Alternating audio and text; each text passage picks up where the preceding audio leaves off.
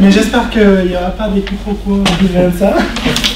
Du coup, je vais parler un petit peu de notre vision technique, de ce qu'on a fait, de ce qu'on va faire, un peu sur le futur, principalement immédiat, mais un peu sur ce qui va venir. Du coup, la dernière fois qu'on a parlé, c'était en septembre de l'année dernière. La dernière version stable de PrestaShop, c'était la 1.7.2. Et on avait dit qu'on allait faire le focus sur la qualité, sur les tests automatisés et sur la migration Symfony. Alors depuis, la dernière version stable de PrestaShop, c'est la 1.7.3 qui est sortie en février. Et bientôt, on va avoir la 1.7.4 en mai. Et on fait toujours les focus sur la qualité, sur les tests automatisés et sur la migration Symfony. Mais aussi, on fait les focus sur la performance, qui est un sujet dont on vient de discuter, et aussi sur l'upgrade des 1.7 vers 1.7 et la migration depuis la 1.6, qui sont des sujets importants. Du coup, on va regarder un peu de près ces éléments-là. Du coup, le premier, c'est la qualité. On a entamé les chantiers de refactoring. Un exemple, c'est les calculs du panier dans la 1.7.4. Ça veut dire c'est les calculs des remises, des prix spécifiques, des vouchers, tout ça, qui était un point assez problématique dans PrestaShop parce qu'il y a des centaines, voire des milliers de combinaisons des cas particuliers et que c'est extrêmement difficile de tester manuellement. Du coup, on a travaillé sur ça pendant 6 mois. On avait démarré avant la 1.7.3 et on n'est pas arrivé pour la 1.7.3, du coup c'est ça la 1.7.4. Et justement, on a fait une approche test d'abord, TDD. On fait d'abord les tests et ensuite on fait les correctifs qui font passer les tests. Du coup, notre point de départ, c'est les cas spécifiques où ça doit marcher. Un exemple spécifique. Et du coup, on a fait 176 tests avec 450 assertions. Une assertion, c'est une vérification unique, par exemple, vérifier qu'un prix correspond avec une valeur attendue. Et on a corrigé pour ça des douzaines de bugs sur les paniers. Du coup, c'était vraiment un projet très important. Et parlant des tests, un sujet sur lequel on avait dit qu'on allait faire les focus, c'était sur les tests automatiques et on l'a fait. Un bon exemple, et c'est pour ça que je le mets bien gros là, c'est qu'avant, les tests end-to-end, les tests automatiques avec un bot qui clique sur les boutons pour tester que ça marche, c'était dans un dépôt à part, et maintenant on a intégré dans les corps et on a étendu les capacités de ces tests-là, et on a vachement progressé là-dessus. Il y a deux choses. En premier temps, c'est pourquoi on l'a intégré dans les corps, c'est parce que en étant dans un dépôt à part, on ne pouvait pas faire suivre les tests et les correctifs en même temps. Il y avait toujours des décalages. Sauf que maintenant, comme c'est dans les corps, les tests et les correctifs qui viennent avec sont dans les mêmes dépôts et qui s'évoluent en même temps. Ça nous permet d'avancer plus vite aussi. Et voilà, ça c'est un graphique des nombres de tests qu'on avait dans les différentes versions, sachant que dans la 1.7.4, les données ne sont pas complètes. Et c'est pour ça que ça correspond pour les tests end-to-end avec l'1.7.3, mais normalement on a avancé. Du coup en bleu, on a les nombres de tests unitaires, en rouge, on a les assertions dans les tests unitaires. Un test, c'est un cas test et une assertion, c'est une vérification unique. En jaune, on a les assertions dans les tests end-to-end, ceux qui font clic. Et en vert, on a les assertions dans une suite plus longue des tests qui durent 3 heures. Et voilà. Du coup, entre l'1.7.2, si vous voyez là, on a bien fait une bonne progression dans le nombre de tests, sachant qu'entre l'1.7.2 et l'1.7.3, on a fait 30% de plus par rapport à ce qu'on avait. Et entre l'1.7.2 et l'1.7.4, on a doublé le nombre de tests. On a 2 fois plus de ce qu'on avait avant, et peut-être un peu plus encore. Du coup, on avait dit qu'on allait faire le focus sur le test et on l'a fait. Et ça, c'est ça, dans cette démarche d'amélioration de la qualité. Ensuite, migration Symfony, c'est un gros sujet de l'1.7. L'objectif, c'est qu'à la fin de l'1.7, tous les back-office soient migrés. Du coup, jusqu'à la 7.2, on avait seulement 3 pages migrées Symfony, qui étaient la page produit, stock et traduction. Dans la 7.3, on a migré 3 pages encore, information de système, performance et les catalogues des modules. Ça veut dire que dans la 7.3, on a 2 fois le nombre des pages Symfony qu'on avait dans la 7.2. Et dans la 7.4, on a migré 6 pages nouvelles. C'est-à-dire qu'encore, on a avancé sur ça et on accélère.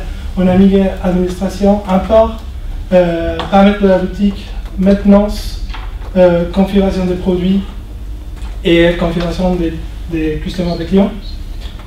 Du coup, de nouveau, 2 fois les nombres qu'on avait dans la 7.3. Et l'objectif, c'est continuer cette tendance exponentielle des nombres de pages migrées pour, dans l'objectif, à la fin de l'an 7, avoir tout migré. L'objectif des minima, c'est à la fin de l'année avoir 2/3 des pages déjà migrées. Et si on arrive à engager la communauté, de finir totalement pour la fin de l'année. Aussi un sujet important, c'est que dans la 1.7.4, on a mis à jour la version des Symfony pour suivre la roadmap des Symfony, c'est ce qu'on avait dit qu'on allait faire. Jusqu'à la 1.7.3, on était dans Symfony 2.8, qui était la dernière version de long-term support des Symfony, sachant que les supports de cette version-là s'arrêtent à la fin de l'année. Comme vous voyez là, ici. Tac. Et c'est pour ça aussi qu'on a essayé de passer sur la prochaine version de LTS, qui est Symfony 3.4, dont les supports s'arrêtent à la fin de l'année 2020. Ça nous permet d'un côté d'assurer les supports de cette version-là, mais aussi de profiter des nouveautés qui viennent avec Symfony 3.4. Et qui dit mise à jour des Symfony, dit aussi mise à jour de la version minimum des PHP, qu'on a monté des PHP 5.4 à 5.6, sachant que de toute façon, la version conseillée par nous, c'est la 7.1, et la version 1.7.4 de PrestaShop est aussi compatible avec PHP 7.2, qui est la toute dernière version de PHP. Et aussi, dans la migration Symfony, on avance, pas seulement dans la migration des contrôleurs des pages, mais aussi dans les possibilités qu'on offre aux modules pour customiser PrestaShop, parce que les modules font partie du métier PrestaShop, de l'essence de PrestaShop. Et un problème, c'était comment aller faire les modules pour étendre les pages Symfony. Et voilà. Maintenant, les modules, ils agissent comme des bundles Symfony. Qu'est-ce que ça veut dire? Ça veut dire qu'ils ont accès au container de dépendance et que par ça, ils peuvent créer et partager des services avec les corps et avec d'autres modules. Les modules peuvent parler entre eux à travers des services. Et comme j'ai dit, ça donne accès aux services PrestaShop, c'est-à-dire à Doctrine, à Twig, au file system, aux formulaires qui sont maintenant customisables à partir d'un 7.4 par les modules, et ce aussi d'une meilleure façon par rapport à ce qu'on avait avant. Parce que avant avec les systèmes des hooks, ça pouvait arriver que deux modules se chevauchent entre eux et qu'ils ne puissent pas faire tous les deux une modification dans la boutique. Par exemple, avec la nouvelle customisation des formes qu'on a dans 7.4, deux modules peuvent se brancher sur la même forme. Et les tendres sans se chevaucher, sauf s'il y a les mêmes champs, mais voilà. Donc ça, c'est une des grosses améliorations des modules pour la 7.4. Et encore, il y a d'autres choses qui vont venir. Sur la performance. La performance, c'est un gros sujet. On sait qu'on a du chemin à parcourir. Mais pour améliorer la performance, il faut savoir mesurer les temps d'exécution. Parce que si on ne peut pas savoir si une modification a un impact positif ou négatif, ben on est totalement aveugle. Du coup, on travaille avec Blackfire, qui est un outil des benchmarking très connu. Et les premiers sujets, c'était comment faire pour mesurer l'exécution, les temps d'exécution et les améliorations entre de modifications. Sur ça, on a entamé un travail de refactoring du module OneClick Upgrade, justement dans cette optique d'avoir un upgrade qui est plus sûr et sur lequel on peut compter, qui va être plus verbal à l'heure d'afficher des erreurs qu'on y là. Et ce qui va aussi nous permettre de chasser les cas spécifiques où ça ne marche pas, parce que quand il y a juste un erreur 500, il n'y a pas de message, pas de log, pas rien, c'est très difficile.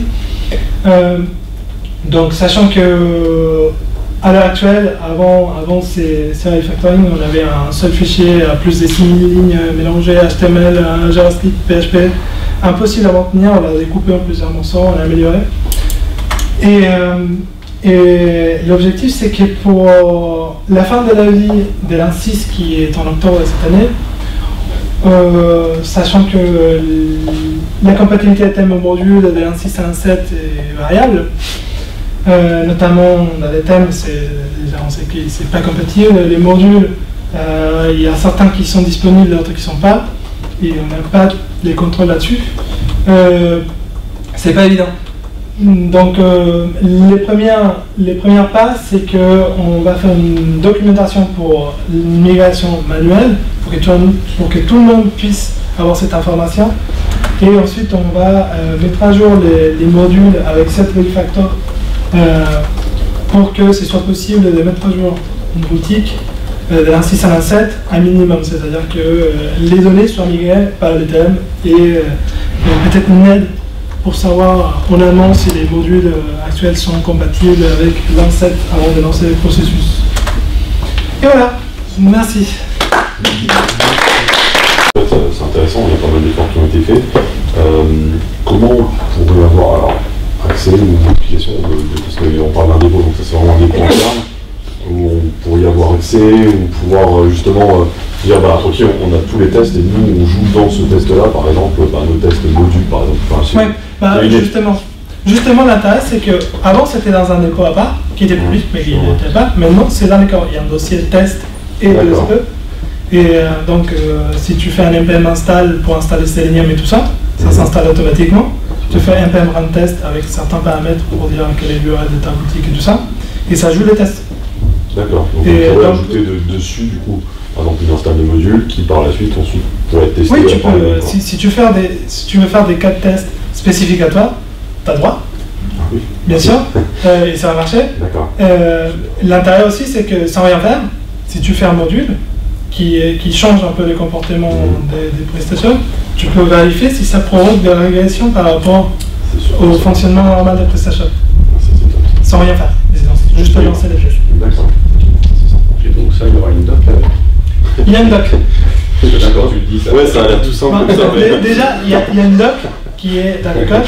Il y a un fichier Markdown qui explique comment les lancer. De toute façon, on travaille sur un nouveau site de documentation qui va être plus complet, plus simple à chercher. On l'a déjà, mais on ne le partage pas, d'accord parce qu'on veut le compléter un peu plus. Mais aussi, il est plus simple pour la collaboration parce qu'il est hosté sur GitHub. Donc, on compte aussi sur vous pour améliorer la documentation, pour partager les connaissances que vous avez. Et aussi pour, si vous trouvez des cas spécifiques qui ne sont pas couverts et que vous trouvez la solution, de la partager avec la communauté, ça c'est bien aussi. Et notamment, comment lancer les tests, c'est l'un des gros sujets qui sont bien soulignés sur la nouvelle doc.